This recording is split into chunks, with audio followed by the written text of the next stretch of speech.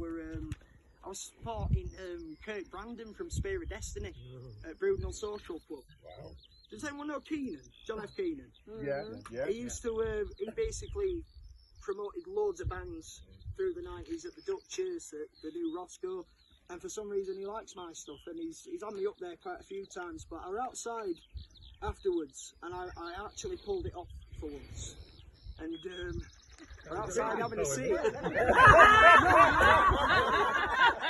I pulled the gig off, I read well. But I went out for a celebratory cig, and I overheard this couple in smoking area. It's like, oh, he's really good.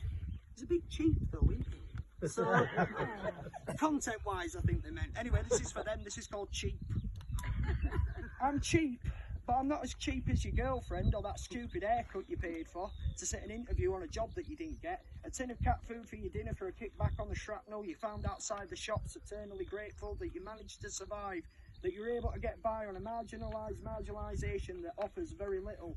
I'm cheap, but not as cheap as that jacket where you have to re-sew the buttons bought for a £5 at the BH Jumbo. A lifetime already used, rearranged and recycled, hands replicated to last place, with disappointment in everyone's eyes. Imprisoned within a situation of unwavering recession as you dare not mention how hard it is to survive.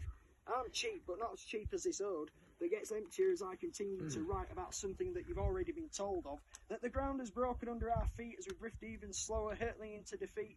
Minimum purchases in the deep freeze, precious hours eradicated to praise. Some feckless agency that doesn't care if you bleed. That you ache and you agonise, that you were born to suffer. I may be cheap, but I'm not as cheap as your mother. Thanks very much.